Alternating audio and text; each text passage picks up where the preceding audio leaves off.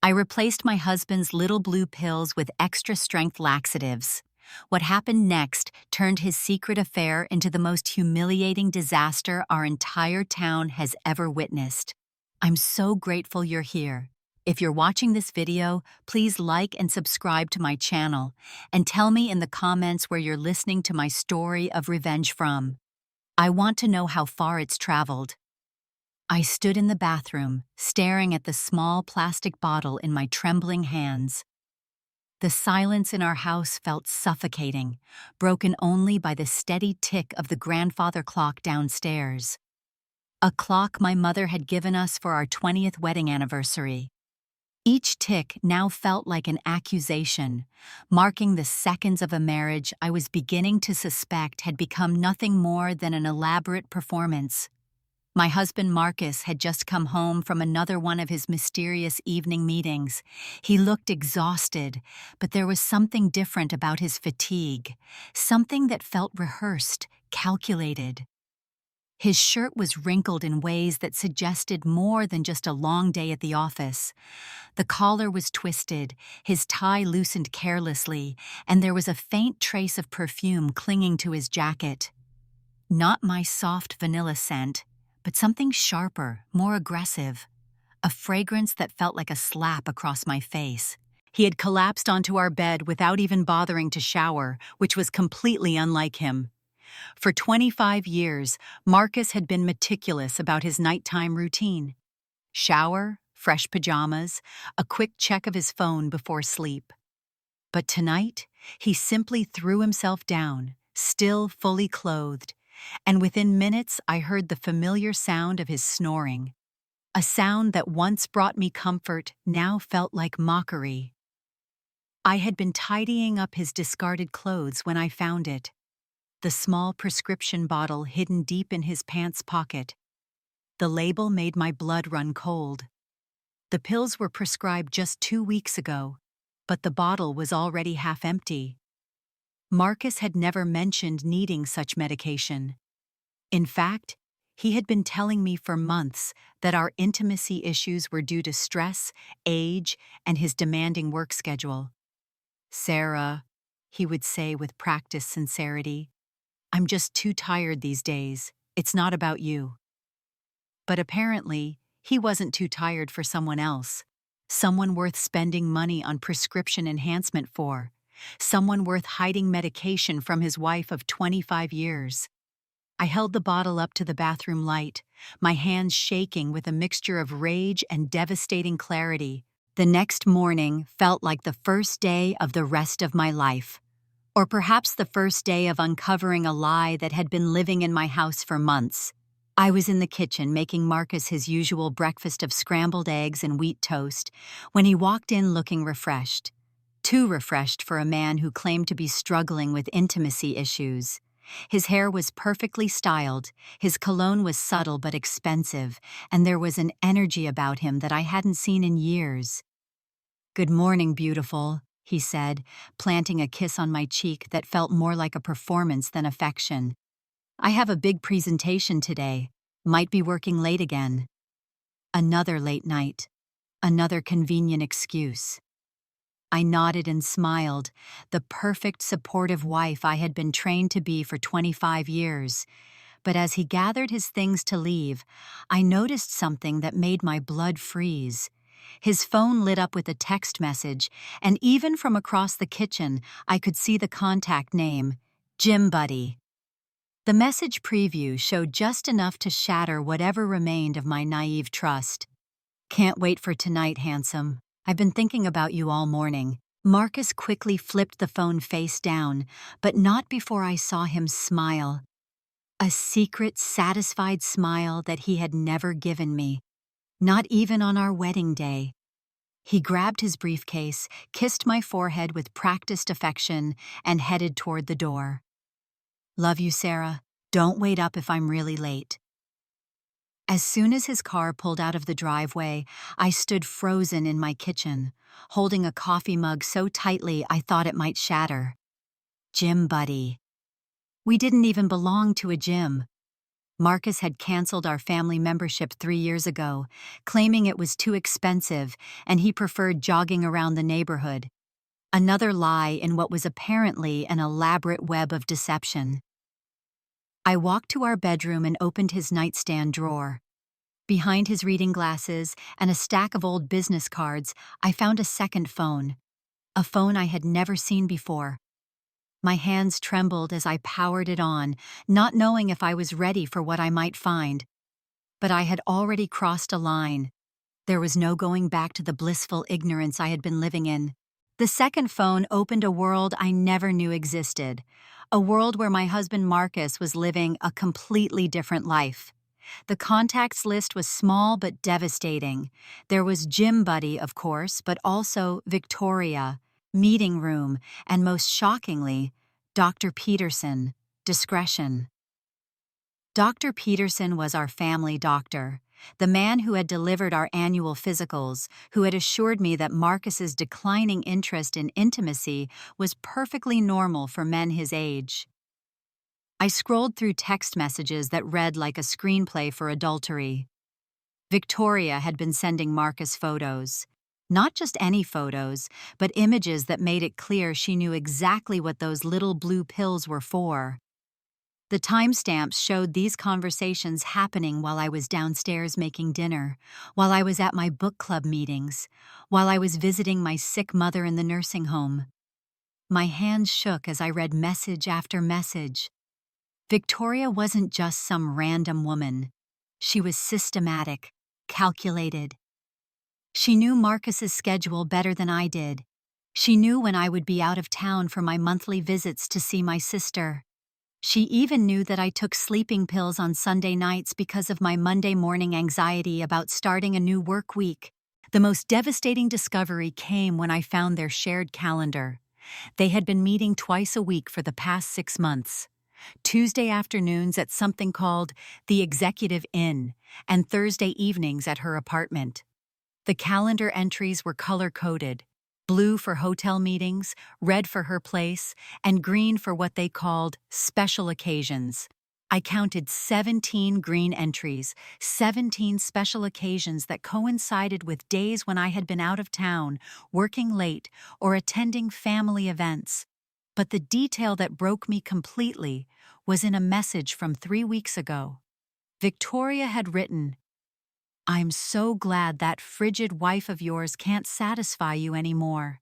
Makes what we have even more special." Marcus had replied, "Sarah's been checked out of our marriage for years. She has no idea how to please a man. You, on the other hand, know exactly what I need." I sat on the edge of our bed, the bed where we had made love for the first time as newlyweds, the bed where we had conceived our children, and I realized that the man I thought I knew had been systematically destroying our marriage while making me believe I was the problem. I spent the next 3 days in a fog of rage and calculation. I couldn't eat, couldn't sleep, couldn't focus on anything except the devastating betrayal I had uncovered. But by Thursday morning, something had shifted inside me. The heartbreak was still there, but it had crystallized into something much more dangerous: a desire for justice. Marcus had no idea I knew about his secret life. He continued his routine of fake affection and manufactured excuses with the confidence of a man who believed his wife was too stupid to notice. Every kiss on my cheek felt like mockery. Every "I love you" felt like a knife twist. But I played along, perfecting my own performance of the oblivious wife. On Thursday afternoon, while Marcus was at one of his meetings with Victoria, I drove to the pharmacy where he filled his prescriptions. I had photographed the prescription bottle, and I knew exactly what I needed. The pharmacist, Mrs. Chen, had known our family for years. She greeted me with her usual warm smile. "Hi, Sarah. Is Marcus feeling better? I noticed he's been picking up prescriptions more regularly lately." Even our pharmacist had noticed changes in my husband's behavior. The humiliation burned through me like acid. I forced a smile and explained that I was picking up something for myself, something that would turn Marcus's secret enhancement routine into his worst nightmare: extra-strength laxatives. The kind used for severe constipation and medical procedures. The kind that came in small blue pills that looked remarkably similar to Marcus's medication.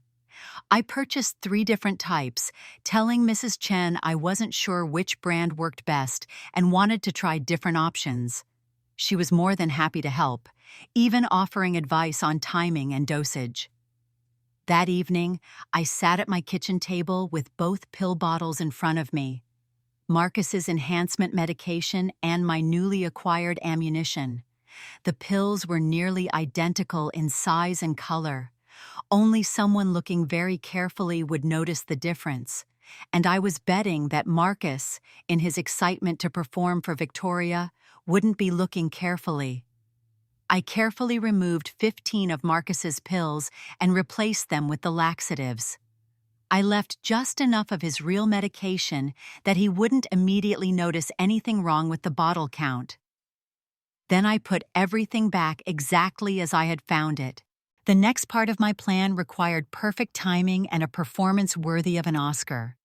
I needed Marcus to take those pills at exactly the right moment, in exactly the right place, with exactly the right person.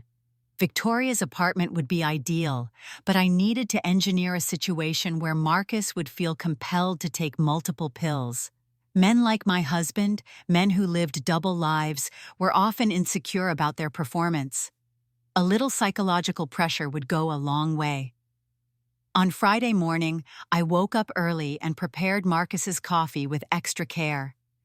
As he sat reading his newspaper, I began my performance. "Honey," I said, sitting down across from him with my own coffee, "I've been thinking about us lately.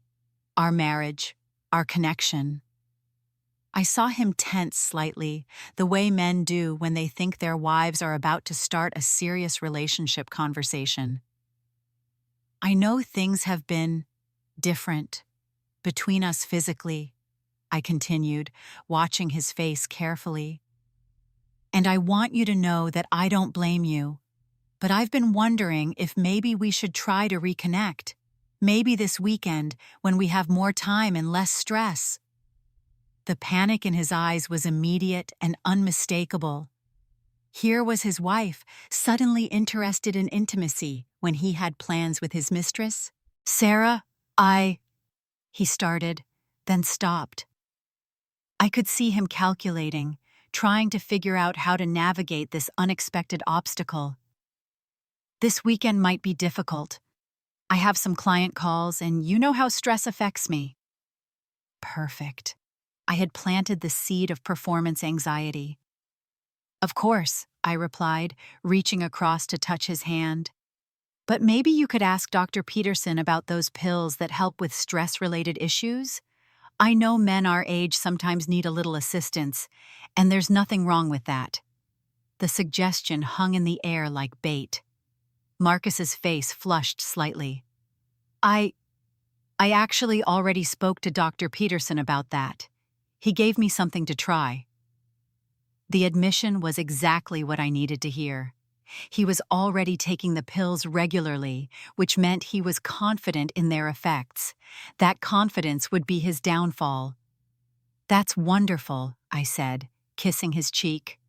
"I'm proud of you for taking care of yourself. A man should always be prepared to satisfy his woman." The double meaning wasn't lost on him. That afternoon, I executed the final phase of my preparation.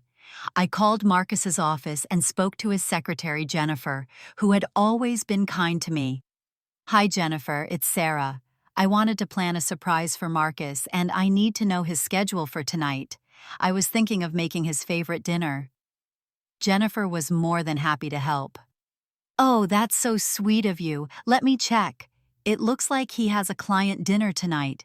He's meeting with Victoria Chambers from the Henderson Group. They've been working on a big contract together." Victoria Chambers, so that was her full name. And she was a client, which meant Marcus was not only cheating on me, but potentially violating professional ethics as well. "Do you know where they're meeting?" I asked, trying to keep my voice casual. "I want to make sure I time dinner perfectly for when he gets home." "They're meeting at the Executive Inn for dinner, and then I believe they're going to her office to review contracts. He said he might be very late." The Executive Inn, the same hotel from their shared calendar, and reviewing contracts at her apartment.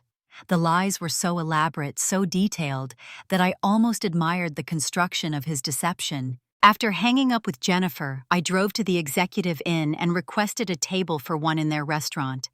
I wanted to see Victoria for myself, to understand what had been worth destroying our marriage. I ordered a glass of wine and positioned myself where I could observe the entrance.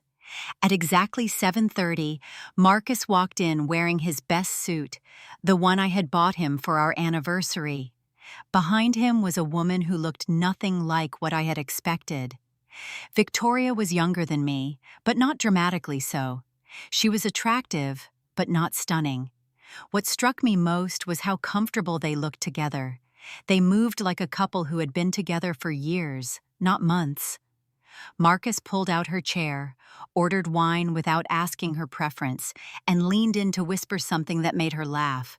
This wasn't just physical attraction, this was a relationship. A real relationship that had been growing in the shadows of my marriage. I watched them for exactly 1 hour, long enough to see Marcus excuse himself to the restroom, long enough to see him return and discreetly take 2 small blue pills with his wine. I left the restaurant and drove to Victoria's apartment complex. I had found her address earlier that day through a simple online search. She lived in one of those upscale developments with names like Willow Creek Estates or Heritage Grove.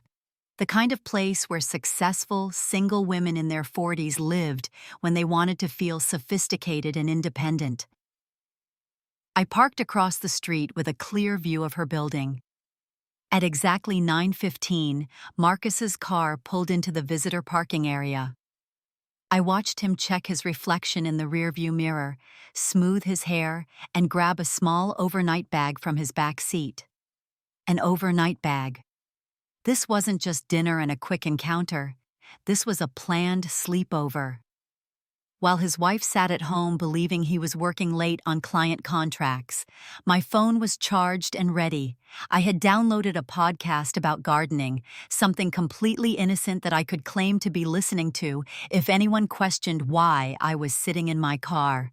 But the suburban evening was quiet, with most residents already settled in for the night. No one paid attention to a middle-aged woman in a Honda Civic. At 9:30, I saw lights turn on in a third-floor apartment. A few minutes later, the curtains were drawn, but I could still see shadows moving inside. I set a timer on my phone. Based on my research, the laxatives would take between 30 to 90 minutes to take effect, depending on various factors. Marcus had taken 2 pills with wine, which would potentially accelerate the process. I opened a notebook and began documenting everything. The time he arrived, the time the lights went on, the fact that he had brought an overnight bag. I took photos of his car in the parking lot, photos of the building, even a photo of the apartment window. I wasn't sure what I planned to do with this evidence, but I wanted a complete record of this night. The night my cheating husband's secret affair turned into his most humiliating disaster. At 10:15, I called Marcus's phone. It went straight to voicemail, which meant he had either turned it off or put it in silent mode. I left a sweet message. "Hi, honey. Just wanted to say I love you and I hope your client meeting is going well. Call me when you're on your way home." The perfect performance of a trusting wife. At 10:45, something changed in the apartment above. The romantic, slow-moving shadows I had been observing suddenly became frantic. The curtains were still drawn, but I could see rapid movement, people rushing back and forth. Then the bathroom light came on, and it stayed on. My timer showed that it had been 1 hour and 15 minutes since I had watched Marcus take those pills. The laxatives were working exactly as expected. I imagined the scene unfolding in that apartment. Marcus, in the middle of what he thought would be a passionate evening with his mistress, suddenly experiencing the most embarrassing intestinal distress of his life. The bathroom light stayed on for the next 20 minutes. During that time, I could see more frantic movement in the main room. At one point, a shadow that looked like Victoria appeared to be pacing back and forth, probably wondering what was wrong with her usually reliable lover. The romantic evening she had been planning was turning into a medical emergency. At 11:10, I saw something that made me smile for the first time in days. Victoria's apartment door opened, and she stepped out onto her balcony. Even from across the street, I could see that she was on her phone, gesturing wildly as she spoke to someone. She was clearly upset, frustrated, and completely bewildered by whatever was happening inside her apartment. 5 minutes later, she went back inside. The bathroom light was still on, but now I could see lights being turned on throughout the apartment. Victoria was obviously searching for something. Probably medication, probably trying to figure out how to help Marcus with his sudden and severe digestive crisis. At 11:25, the apartment door opened again. This time, Victoria came out carrying what looked like towels and cleaning supplies. She made 2 trips, each time carrying different items. I could only imagine what kind of disaster was unfolding in her bathroom. The man she thought was a sophisticated, successful businessman was probably experiencing the most undignified medical situation of his adult life. The bathroom light stayed on until well past midnight. I sat in my car, documenting everything, feeling a satisfaction I hadn't experienced in months. Marcus's secret enhancement routine had backfired in the most spectacular way possible. And Victoria, his glamorous mistress, was discovering that affairs weren't always as romantic as they seemed in movies. At 12:30 in the morning, I witnessed something that exceeded even my wildest expectations for revenge. An ambulance pulled into Victoria's apartment complex, followed closely by a fire truck. Emergency vehicles with flashing lights illuminated the entire building, waking neighbors and creating exactly the kind of public spectacle that a cheating husband would find mortifying. I watched as paramedics rushed into the building carrying medical equipment. Within minutes, residents began appearing on their balconies, some in robes and pajamas, all trying to figure out what emergency was unfolding in their quiet suburban complex. The scene was surreal. A medical emergency caused by my simple substitution of pills, turning into a neighborhood event that would be talked about for months. 15 minutes later, the paramedics emerged from the building. They were wheeling someone on a stretcher covered with blankets but clearly conscious and talking. Even from across the street, I could see that it was Marcus. He was gesticulating with his hands, probably trying to explain to the medical professionals that he didn't need to go to the hospital, that this was just a misunderstanding. But the paramedics weren't taking any chances. Severe intestinal distress could indicate food poisoning, allergic reactions, or other serious medical conditions. They were doing their job by insisting on proper medical evaluation. Marcus was going to spend the rest of the night in the emergency room, being poked and prodded by doctors trying to diagnose his mysterious digestive crisis. Victoria followed the stretcher to the ambulance, wearing a hastily thrown-on coat over what appeared to be a bathrobe. Her hair was disheveled, her makeup was gone, and she looked absolutely mortified. This was not how she had planned to spend her evening with her married lover. Instead of a romantic sleepover, she was following an ambulance to the hospital, probably wondering if she would be questioned about what they had eaten or done that might have caused Marcus's condition. As the ambulance drove away with its lights flashing, I noticed something else. Several neighbors had come down to the parking lot, and they were all looking at Marcus's car. His license plate was clearly visible, and in a small suburban community like this, people remembered details. Marcus's affair wasn't secret anymore. It was now a neighborhood scandal involving emergency vehicles and public humiliation. I followed the ambulance to Mercy General Hospital, staying far enough behind to avoid suspicion but close enough to witness the continuation of Marcus's nightmare. The emergency room was busy for a Thursday night, with the usual mix of accidents, illnesses, and alcohol-related incidents. Marcus was wheeled in on his stretcher, and I could see him trying to maintain some dignity despite his obvious distress. I parked in the visitor lot and walked into the emergency room waiting area. Victoria was already there, sitting in one of those uncomfortable plastic chairs, looking absolutely miserable. She was still wearing her coat over her bathrobe, and she kept checking her phone nervously. I chose a seat where I could observe her without being noticed, pretending to read a magazine while listening to the conversations around me. The triage nurse was processing Marcus's case, and I could hear fragments of the conversation from the registration desk. Severe intestinal distress. Sudden onset. Patient reports taking medication earlier this evening.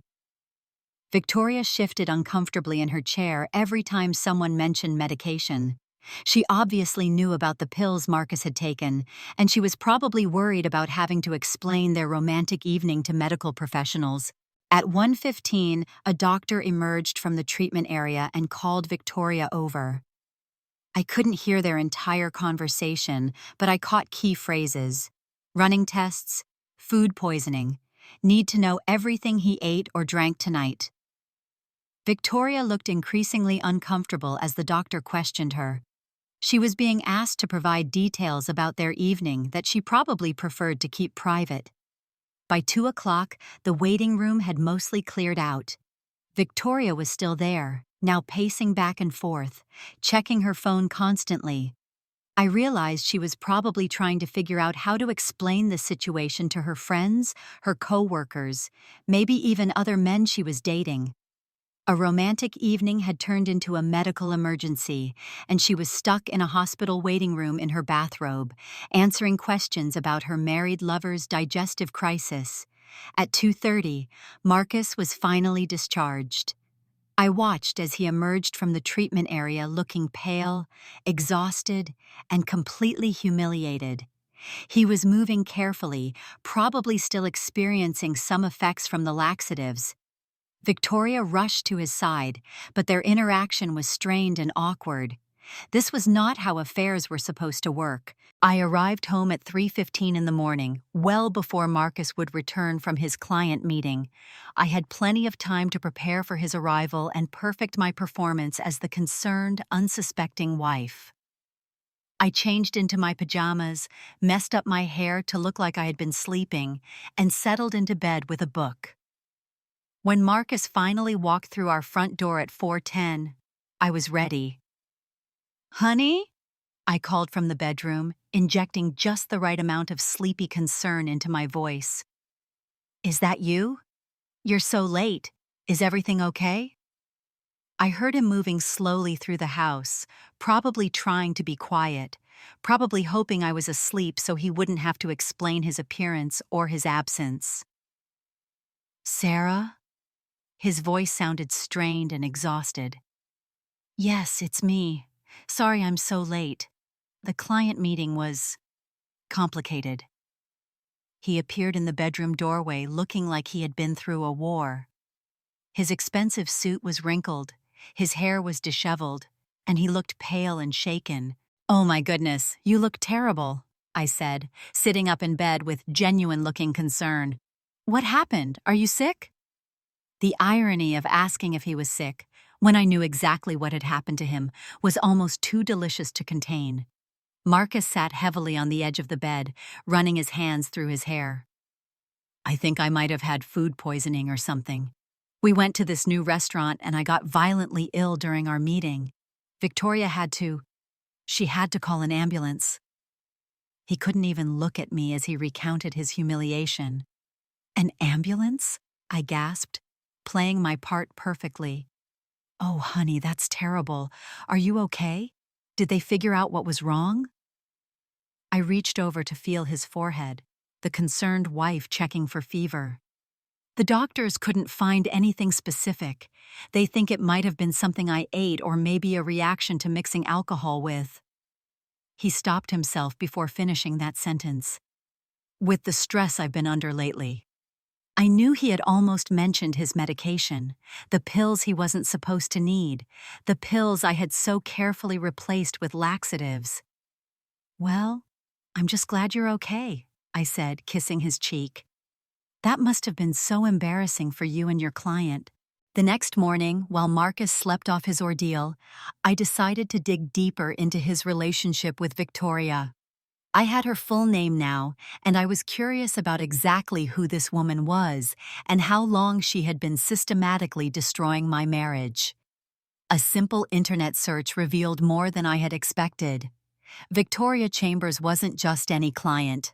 She was the owner of Henderson Marketing Group, a successful advertising firm that specialized in helping businesses rebrand themselves after scandals or failures. The irony was staggering. Marcus was having an affair with a woman whose job was to help people recover from public humiliation, and she was about to experience her own scandal firsthand. Her company website showed her posing in professional photos, wearing expensive suits and confident smiles. Her biography described her as a relationship marketing expert who helped clients navigate difficult transitions with grace and integrity. I wondered how much grace and integrity she had shown while seducing my husband in hotel rooms in her apartment. But the most interesting discovery came when I searched deeper into public records. Victoria had been married before, twice actually. Both marriages had ended in divorce, and both ex-husbands had cited adultery in their filings. She had a pattern of targeting married men, destroying their relationships, and then moving on to the next conquest. Marcus wasn't her first victim. He was just the latest in a series of married men who had fallen for her calculated seduction. I printed out everything I could find about Victoria's history, her business, and her previous marriages. I was building a profile of a woman who made a hobby of destroying other women's marriages. The more I learned about her, the less guilty I felt about my revenge. She deserved every moment of humiliation she had experienced in that hospital waiting room.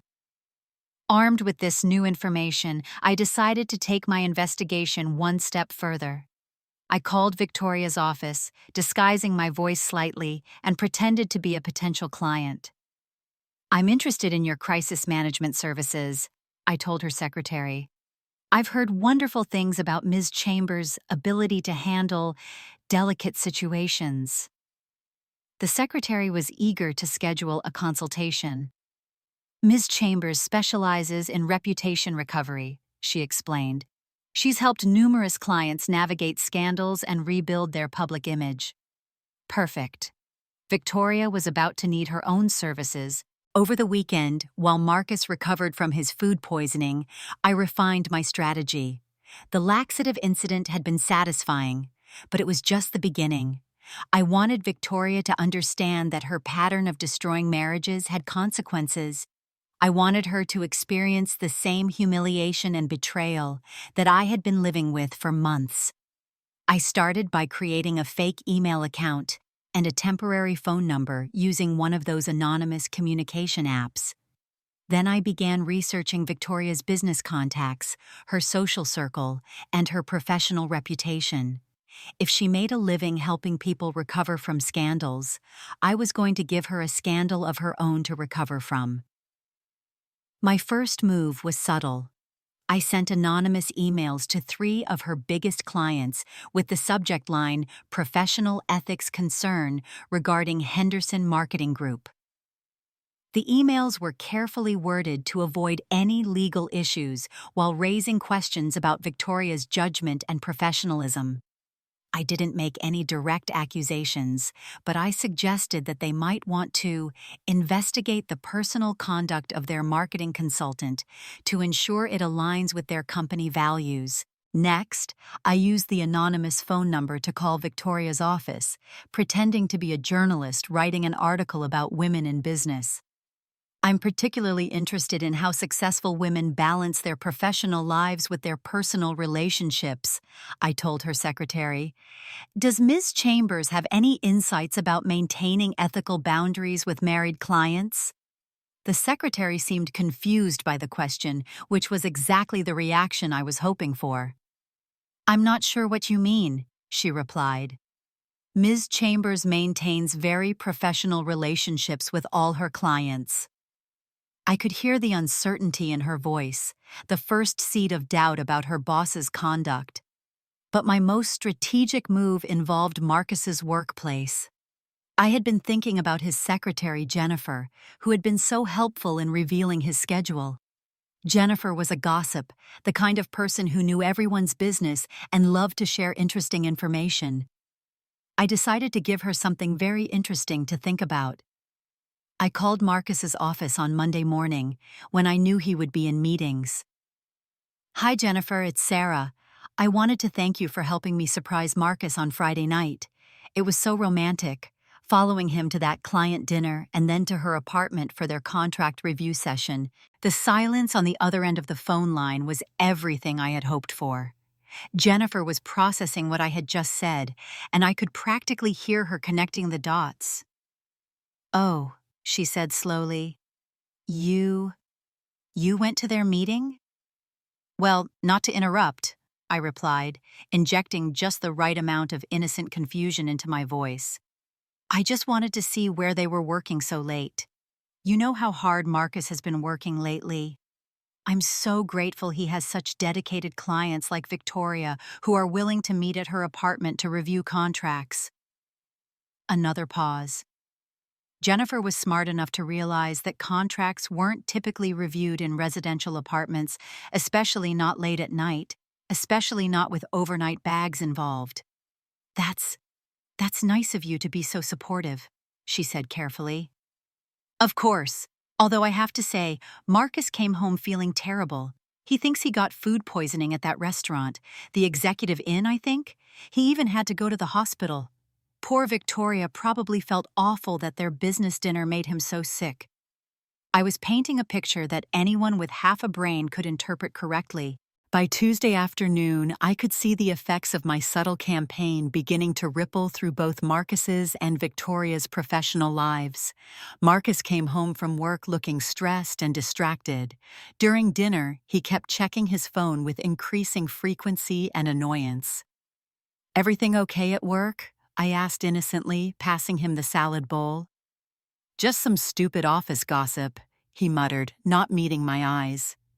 People have too much time on their hands. But I could see the worry in his expression. Jennifer had obviously been sharing her insights about Marcus's client meetings with other office staff. Meanwhile, I had been monitoring Victoria's business through online reviews and social media. One of her clients had posted a vague but pointed comment about expecting higher professional standards from service providers. Another had simply canceled their contract without explanation, leaving a very public one-star review that mentioned concerns about personal conduct affecting business relationships. Victoria's carefully crafted professional image was developing cracks, and she probably had no idea why. Her pattern of seducing married men was finally catching up with her. But she didn't know that the wife of her latest conquest was systematically dismantling her reputation, one strategic revelation at a time. By Wednesday evening, Marcus was barely eating and constantly checking his phone. Whatever was happening at his office was clearly escalating, and I could see him struggling to maintain his usual confident facade. He had tried calling Victoria multiple times, but from his frustrated expressions, I could tell she wasn't answering. She was probably dealing with her own professional crisis and couldn't risk being seen communicating with a married client. Marcus, I said during dinner, setting down my fork and looking at him with the concerned expression I had perfected over the past week. I'm really worried about you. You've been so stressed lately. Maybe you should take some time off, focus on your health after that terrible food poisoning incident. He looked up from his untouched meal, and for a moment I saw something like panic in his eyes. I can't take time off right now. There are some complications at work, client situations that need my personal attention. Client situations? I asked, tilting my head slightly. Is this about that Victoria woman you were meeting with? The one from the other night when you got sick? The color drained from his face. He stared at me for several seconds, probably trying to figure out how much I knew, how much I suspected. Why are you asking about Victoria specifically? This was my moment. I had been planning this conversation for days, rehearsing every word, every inflection. Well, Jennifer mentioned that you two have been meeting quite frequently, and after what happened the other night, I was just wondering if maybe there's some kind of problem with the account. You seem so worried. Marcus set down his fork and rubbed his face with both hands. Sarah, there are things about my work that are complicated, client relationships that require discretion. Discretion? I repeated, allowing just a hint of confusion to creep into my voice. What kind of business requires discretion, Marcus? Are you doing something illegal? No, he said quickly, then caught himself. No, of course not. It's just, some clients prefer privacy. Victoria's company handles sensitive reputation management, so she's very careful about who she meets with and where. I nodded slowly as if I were trying to understand. So that's why you meet at her apartment? For privacy? The question hung in the air like a trap waiting to spring. Marcus's face went through a series of expressions that would have been comical if they weren't so pathetic. Shock, panic, calculation, and finally a kind of desperate resignation. He realized that I knew more than I had been letting on, but he still didn't understand how much I actually knew. How do you know about her apartment? He asked quietly, his voice barely above a whisper. I reached across the table and took his hand, the gesture of a loving wife who was trying to understand her husband's predicament. Marcus, I followed you there last Friday night. I was worried about you working so late, and I wanted to surprise you, maybe bring you some coffee or dinner while you were working with your client. The lie rolled off my tongue with surprising ease. I was becoming quite skilled at deception, though not nearly as skilled as my husband had been for the past 6 months. But when I got there and saw you going into a residential building with an overnight bag, I got confused. And then, when you came home so sick, I started putting pieces together. I paused, watching him squirm. Marcus, are you having an affair? The direct question hit him like a physical blow. He pulled his hand away from mine and stood up from the table, pacing to the window. Sarah, it's not what you think. Then tell me what it is, I said, my voice steady despite the earthquake happening in my chest. Because from where I'm sitting, it looks like my husband of 25 years has been lying to me, sneaking around with another woman, and spending nights at her apartment while telling me he's working late. Marcus turned back to face me, and I could see tears in his eyes. Real tears, though whether they were from guilt, fear, or self-pity, I couldn't tell. Sarah, I never meant for this to happen. Victoria and I, we connected. She understands things about business, about ambition, that you've never been interested in. So this is my fault? I asked, allowing a note of incredulity to enter my voice. I drove you into another woman's bed because I don't understand your business ambitions? That's not what I'm saying, he replied. But we both knew it was exactly what he was saying. I stood up from the table and walked to our kitchen counter, where I had strategically placed a manila envelope earlier that evening. Marcus watched me with growing dread as I opened it and began removing photographs. His photos from the pharmacy, pictures of him at the Executive Inn with Victoria, images of his car in her apartment complex parking lot, even a screenshot of his secret phone's text messages. Marcus, I said calmly, spreading the evidence across our kitchen counter like playing cards. I know about the second phone. I know about the prescription you're hiding from me. I know about your shared calendar with Victoria. And I know about your Tuesday and Thursday meetings that have been going on for 6 months. He stared at the photographs as if they were written in a foreign language. How did you... Where did you get these? Does it matter? I asked, picking up one of the photos showing him and Victoria kissing on her apartment balcony. The question isn't how I found out, Marcus. The question is how long you thought you could keep lying to me. Marcus collapsed back into his chair, his head in his hands. Sarah, please, let me explain.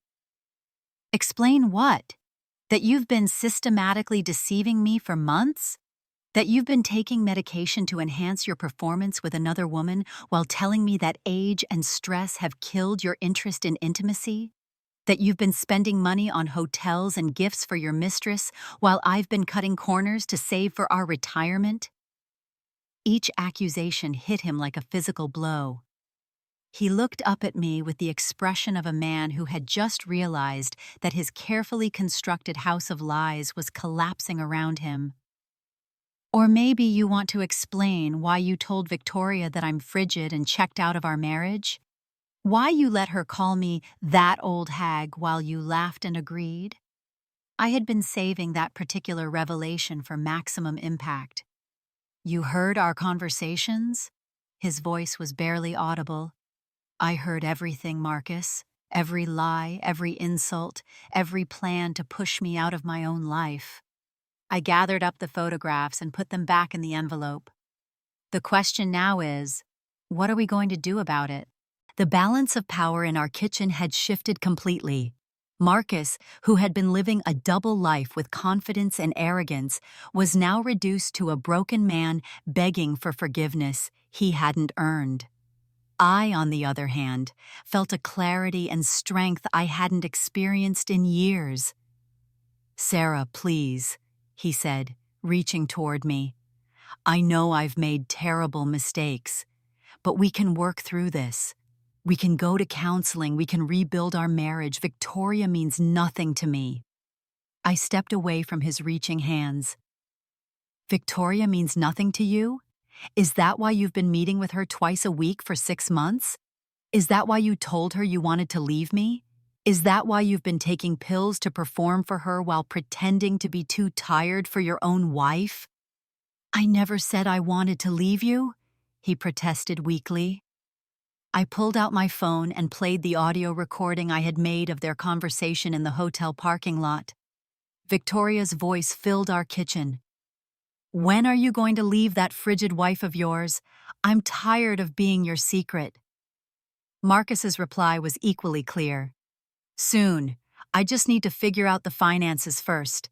Sarah doesn't know about our business accounts. Marcus's face went white as he listened to his own voice planning our divorce while I was at home believing we were working through temporary marital difficulties. Our business accounts? I repeated, pausing the recording. What business accounts, Marcus? What else have you been hiding from me? He couldn't meet my eyes. Sarah, it's complicated. Victoria and we've been investing together. Business opportunities that require discretion. You mean you've been moving our money into accounts I don't know about? Money that I earned from my teaching salary? Money that we saved together for 25 years? The betrayal kept getting deeper, each revelation worse than the last. It's not what you think, he said desperately. The investments are in both our names, technically. Technically? I laughed, but there was no humor in the sound. Marcus, you've been stealing from me to fund your affair. You've been planning to divorce me while hiding assets. Do you understand that what you've done isn't just adultery, it's financial fraud? I walked to our home office and returned with a stack of documents I had been preparing for the past 3 days. Marcus watched with growing horror as I spread them across the counter next to the photographs of his affair. These are copies of all our financial records for the past 2 years, I said calmly. Bank statements, investment accounts, retirement funds, even the business accounts you thought I didn't know about. I've highlighted every suspicious transaction, every transfer to accounts in Victoria's name, every withdrawal that coincided with your hotel meetings. Marcus stared at the papers as if they contained his death sentence. Sarah? How did you— I'm not the stupid, trusting wife you thought I was, Marcus. I've been documenting everything. Your affair, your lies, your financial deception. I've been building a case. I picked up another folder and opened it. These are Victoria's business records, her previous marriages, her pattern of targeting married men. Did you know you're her third married lover in 5 years? Did you know her other affairs ended with the men losing half their assets in divorce settlements? The color drained from his face completely. That's not— Victoria wouldn't— Victoria is a predator, Marcus. She targets successful married men, seduces them, convinces them to hide assets, and then positions herself to benefit when the marriages collapse. You're not her lover. You're her mark. I opened a third folder, this one containing printed emails and documents. These are communications between Victoria and her lawyer about asset protection strategies. They've been planning this for months, Marcus. While you thought you were having a romantic affair, she was preparing to take half of everything we've built together. Marcus collapsed into his chair, the full scope of his situation finally becoming clear. He had been played by a professional, manipulated by a woman who made a living destroying marriages and stealing assets. But here's the beautiful part, I continued, enjoying the moment more than I probably should have. Victoria doesn't know that I know. She doesn't know that I've been documenting everything. She's about to discover that the laxatives were just the beginning of her problems. I reached for my phone and showed Marcus a series of text messages. I've been corresponding with Victoria, pretending to be you. She thinks you're planning to file for divorce next week. What do you mean you've been texting Victoria pretending to be me? Marcus asked, his voice barely above a whisper. I smiled as I scrolled through the fake conversations on my phone. It was surprisingly easy. I used your writing style, referenced conversations you'd had, even used some of the pet names you call her. Victoria never suspected she wasn't talking to you. I showed him the messages I had sent over the past few days. Messages saying that I had discovered our affair and was demanding an immediate divorce. Messages claiming that Victoria and I had gotten into a confrontation at her office. Messages suggesting that the scandal was about to become public and that we needed to move quickly to protect our investments. Sarah, what have you done? Marcus looked genuinely terrified now. I've given Victoria exactly what she thought she wanted, I replied. A married man ready to leave his wife for her. The only problem is she's about to discover that the man she's been manipulating is broke. I opened my laptop and showed Marcus a series of financial transactions I had made over the past week. I've been moving our assets, Marcus, the retirement accounts, the savings, even the business investments you thought you were hiding. Everything is now in accounts that only I control. Marcus stared at the screen in disbelief. You can't do that. Those are marital assets. Actually, I can. Most of those accounts were originally in my name because I was the primary earner for the first 10 years of our marriage. I just added your name to be generous. Removing your name was a simple matter of proving financial infidelity. I showed him the final piece of my strategy. And tomorrow morning, Victoria is expecting you to show up at her office with divorce papers and access to our joint accounts so you can start your new life together. She's even cleared her schedule for the whole day to celebrate. The look of horror on Marcus's face was everything I had hoped for. Sarah, you can't let her think. If she finds out I'm broke, if she realizes she's been wasting her time— Oh, it gets better, I interrupted. Victoria's biggest client, Henderson Industries, is owned by my college roommate's husband. I had lunch with Rebecca yesterday and mentioned some concerns about Victoria's professional ethics. Specifically, her pattern of seducing married clients and compromising business relationships. You told Rebecca about us? Marcus's voice cracked with desperation. Sarah, Rebecca's husband could destroy Victoria's business. She could lose everything. That's the point, Marcus. Victoria has spent years destroying other women's marriages and stealing their assets. Now she's going to experience what it feels like to lose everything she's worked for. I closed my laptop and looked at my husband with a mixture of pity and satisfaction. But it's not just Victoria who's going to face consequences. Your office knows about the affair. Your secretary has been sharing very interesting observations about your client meetings with Victoria. Human Resources is probably preparing a file on you right now. Marcus buried his face in his hands. My job. Sarah, I could lose my job over this. You should have thought about that before you decided to risk our marriage, our finances, and your career for an affair with a professional con artist. I stood up and began clearing the evidence from our counter. The laxatives were just the beginning, Marcus. Everything that's happening now is the natural consequence of the choices you made. I paused and looked at him one more time. Victoria is going to show up at her office tomorrow expecting to celebrate her victory. Instead, she's going to find out that her biggest client has fired her, her reputation is in ruins, and the married man she thought she was stealing from his wife is actually penniless. She's going to realize that months of careful manipulation have earned her nothing but humiliation. And you? Marcus asked quietly. What happens to you after you've destroyed both our lives? I smiled, feeling genuinely happy for the first time in months. I'm going to be fine, Marcus. I have the assets, I have the evidence of your infidelity, and I have the satisfaction of knowing that justice has been served. Victoria targeted the wrong wife this time. I gathered all my documents and headed toward the door. You can stay here tonight, but tomorrow you need to find somewhere else to live. I'm filing for divorce on Monday, and I'm sure Victoria will be very interested to learn that the man she thought was her ticket to a wealthy lifestyle is actually going to be paying me alimony for the next 10 years. 6 months later, I was sitting in my newly redecorated living room, reading about Victoria's latest legal troubles in the local business journal. Henderson Industries had not only fired her, but had also filed a lawsuit claiming professional misconduct. 2 other clients had followed suit, and Victoria's once thriving marketing company was now facing bankruptcy. Marcus had moved in with his brother after our divorce was finalized. The settlement had been everything I had hoped for.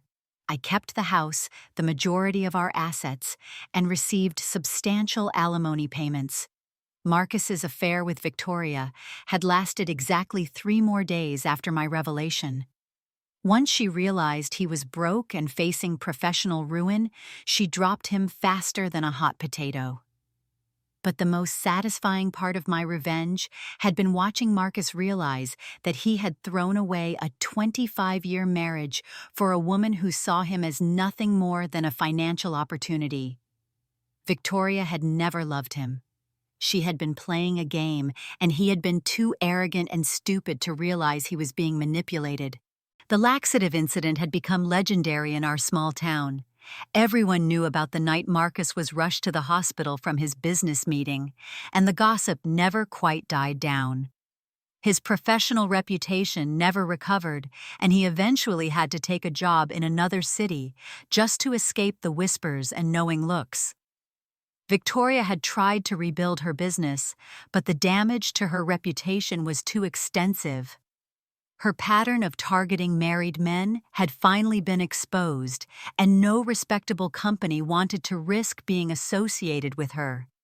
She eventually moved away, leaving behind a trail of destroyed marriages and ruined careers. As for me, I discovered something wonderful in the aftermath of my marriage's destruction. I didn't need Marcus to be happy. I had my own money, my own home, and my own life. The woman who had spent 25 years being the perfect supportive wife had evolved into someone much more interesting.